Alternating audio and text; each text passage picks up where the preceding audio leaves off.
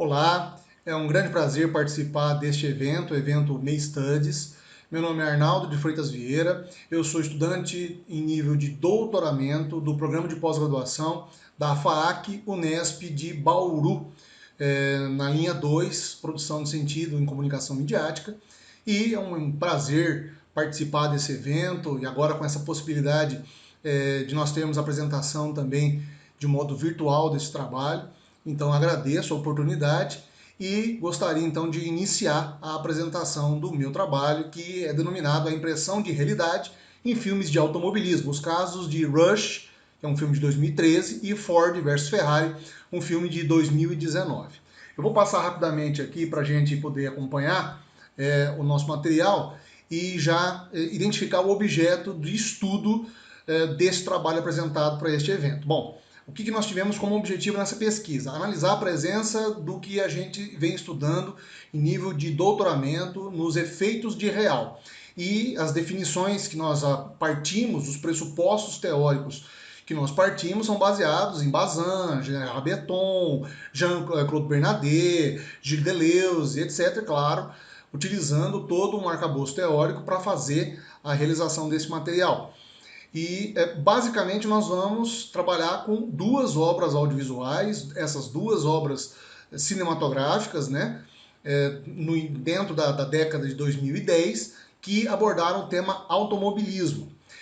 O que a gente pretende então estudar, além somente da presença de efeitos de real, como já foi dito, como eu já expliquei aqui na teorização desses autores? Se esses efeitos contribuíram, tiveram alguma contribuição para a edificação dos mitos dentro desse escopo, dentro do que se apresenta como sendo os personagens,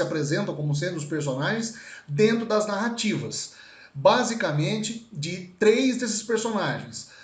No filme Rush, os dois personagens principais, a disputa entre os dois personagens principais, Nick Lauda e James Hunt, e depois no filme Ford vs Ferrari, o personagem especificamente de Ken Miles, que foram automobilistas, foram pilotos de Fórmula 1, que tiveram suas vidas retratadas e adaptadas para o cinema através dessas obras fílmicas.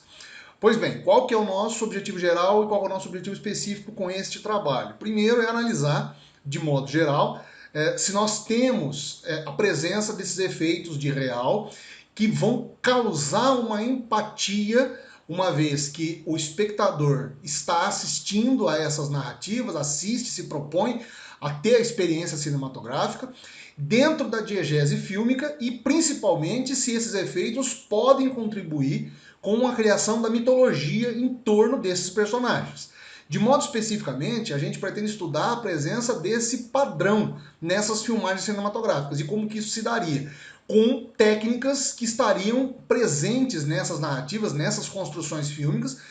para, de uma maneira geral, simular o real filmado, principalmente dentro da ambientação dos cockpits dos carros de corrida. Lembrando que esse trabalho é uma evolução, inclusive, de uma disciplina que nós tivemos no curso de doutoramento com o professor José Carlos Marques, que foi Comunicação, Cultura e Esporte, e que evoluímos neste trabalho para a apresentação e discutimos estes efeitos de real, contribuindo no sentido da criação da mitologia desses personagens e partindo também dos pressupostos de Campbell, por exemplo, para dizer se há um estabelecimento, há uma correlação, há um cotejo entre o que foi filmado, né, e o que é sentido pelo espectador, e se isso contribui para essa interpretação em nível sensorial do espectador para ter essa sensação, este efeito de que aquilo que está sendo projetado na tela, dentro daquele escopo, dentro do frame, pode ser considerado algo que vai suscitar neste espectador esse sentido de urgência, esse sentido de realidade filmada. De uma maneira geral, a nossa hipótese é que exatamente esses dois problemas, como a gente expõe anteriormente, estariam caracterizados nesses dois filmes, estabelecendo uma espécie de padrão para este tipo de filmagem.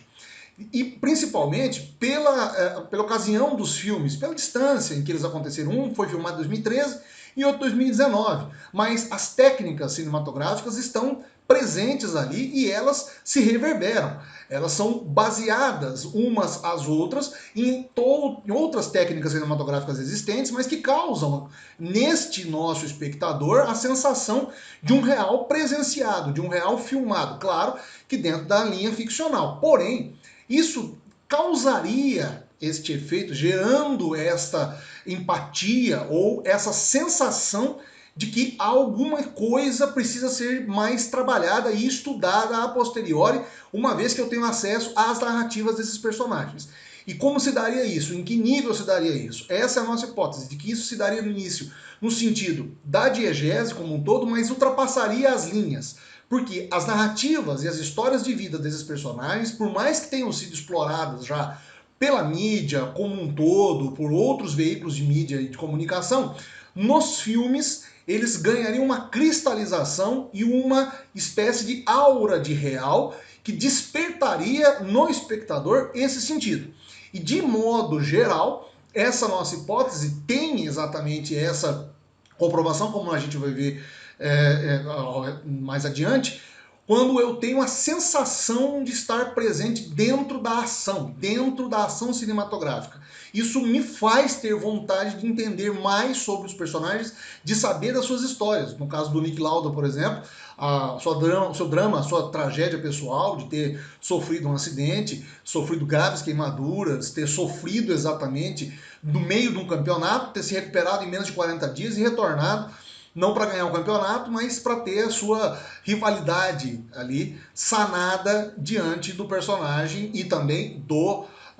no caso do outro competidor, que é o James Hunt. No caso do filme Ford vs Ferrari, há uma mudança de padrão. As presenças das câmeras, dos posicionamentos e das técnicas realçam essa narrativa, reforçam essa nossa hipótese, mas o personagem é uma amálgama das características já descritas anteriormente, já como eu disse, e como está descrito no nosso trabalho, de Nick Lauda e James Hunt. O personagem, no caso do personagem que é retratado em Ford vs Ferrari, ele vai, o personagem Kay Miles, ele vai ser um personagem obscuro. Ele pouco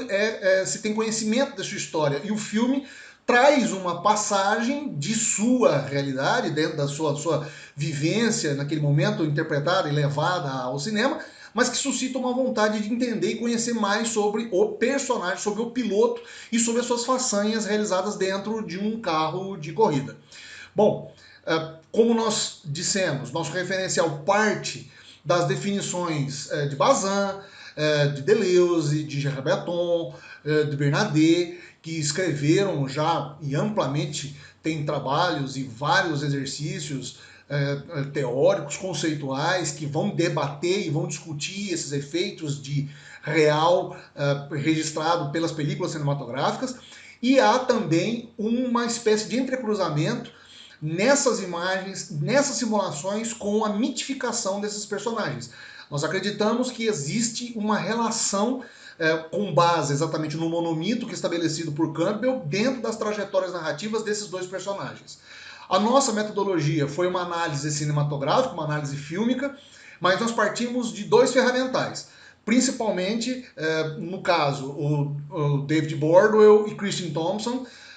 que escreve o livro Arte do Cinema, um livro de 2013, e também as técnicas que são empreendidas por Laurent Juliet e Michel Marie, que é no livro Lendo as Imagens do Cinema, um livro editado no Brasil em 2009. Também nos baseamos para concretizar, para constatar essa presença da mitologia, da mitificação em torno dos personagens nos estudos de Campbell, nas duas principais obras dele, O Herói de Mil Faces e O Poder do Mito. Aqui nós temos a exemplificação dos dois filmes e das técnicas presentes. A gente tem a presença de uma câmera subjetiva, que insere o olhar do espectador como sendo ele o personagem que está dentro da diegese, que está naquele momento visualizando a diegese. E os dois filmes utilizam-se desses momentos em várias etapas, em várias sequências dos dois filmes. Nós notamos a presença que coloca então o nosso espectador de forma a vivenciar dentro e através do olhar desses dois personagens. Depois nós temos o efeito run and gun, o efeito da câmera trepidante, como o Laurent Julien e o Michel Marie descrevem dentro do Lendo as Imagens do Cinema, dessa obra que para nós é muito basilar e que principalmente explica como esses efeitos de trepidação ou de movimento de câmera em que você não entende muito o contexto, porque as câmeras não acompanham o movimento da ação, causam esse efeito de que você está ao lado de um movimento, de uma cena de movimento, assistindo aquilo de um ponto de vista privilegiado. A extrema presença do big close-up, quando eu tenho o encenamento, quando eu tenho a mise-en-scène fechando nos personagens. E aí eu vou trabalhar num outro nível, no nível de interpretação, no nível de análise direta dessas personas quando elas são filmadas e quando elas são retratadas nas suas dificuldades, nos seus momentos de tensão ou nos seus momentos de quase sobrevivência, né? De luta pela sobrevivência, como foi no caso de Nick Lauda, quando eles fazem toda a reprodução em CGI do acidente e posteriormente da sua recuperação traumática no hospital. E a utilização de planos detalhes, onde eu tenho recortes de takes, em takes, onde eu vou mostrar a destreza destes pilotos no domínio da máquina, no domínio do carro de Fórmula 1 ou no domínio do carro de corrida, em cortes muito rápidos e sequenciais que vão me dar uma impressão de que eu estou analisando com uma câmera posta em algum momento dentro das engrenagens, dentro da ação, direcionada para eu assistir aquilo de um ângulo privilegiado. Então, essas 4 presenças técnicas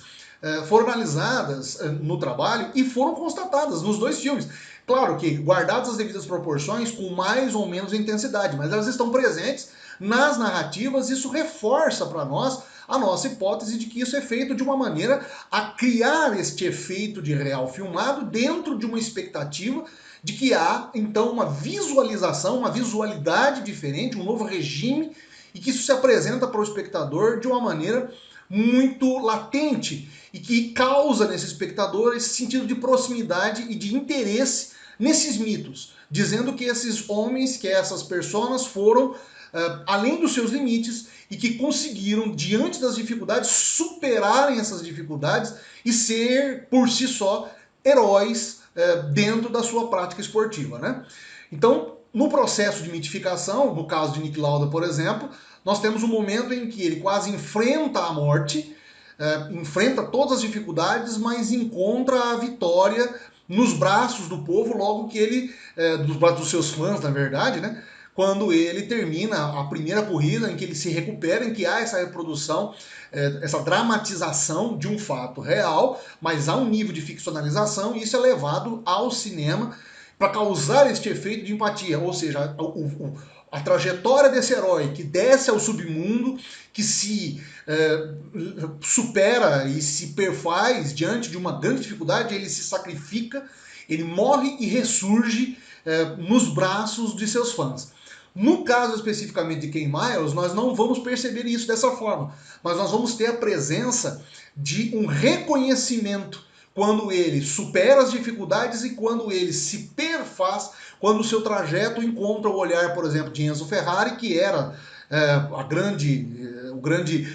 nêmese naquele momento diante daquela realidade filmada,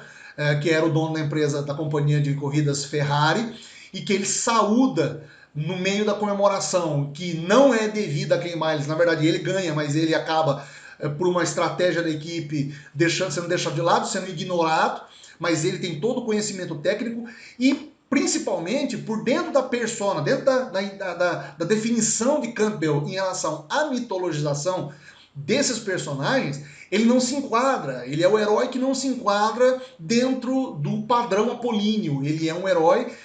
pelo contrário, ele não chega nem a ser dionisíaco, vamos dizer assim. Ele é um personagem quase gutural, quase bestial, mas que tem a sua jornada e que desce exatamente ao submundo, mas ressurge e tem o reconhecimento de sua vitória calcado aí e reconhecido mesmo que distantemente do seu próprio inimigo, né? Então, de uma maneira já caminhando bem de forma reduzida e por conta do nosso tempo, caminhando para o final, nós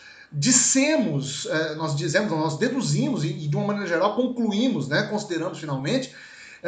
que essa construção heroicizada, em grande parte, é devida pelas imagens que são projetadas e pelas técnicas que são utilizadas dentro das narrativas, dentro dessas duas obras. E cada vez mais reforçadas quando esses filmes acabam sendo colocados no mainstream. De uma maneira geral, há a projeção de modelo de força, de resiliência, de virtude desses personagens, porque esses personagens têm suas histórias colocadas como heróis, vencedores de dificuldades, mas há uma exaltação das técnicas direcionadamente nesses personagens dentro da diegese fílmica, né? As técnicas empreendidas comparecem um regime que o espectador é colocado dentro da narrativa, se não pelo ou menos subjetivamente, através do olhar desses personagens e dentro da vivência desses personagens, dessas experiências que eles tiveram e dentro das narrativas que fazem com que nós tenhamos essa impressão de que estamos diante das histórias de vida desses personagens,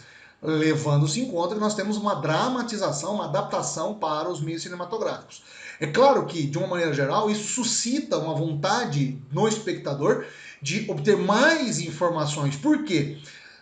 A partir do momento em que os filmes acabam superando essa esfera somente da obra cinematográfica, a interpretação do espectador é que essas ideias adentram o terreno dos mitos e que acabam se tornando muito mais interessantes do que o próprio momento da realidade, do que toda aquela história real que eles tiveram, né?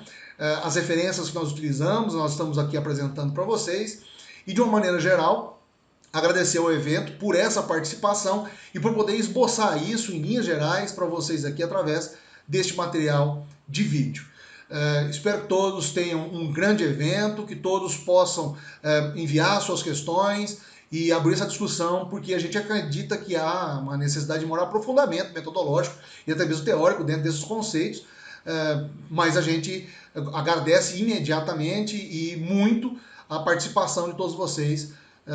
com comentários, com colaborações, para que esse trabalho consiga crescer cada vez mais. Muito obrigado e eu espero que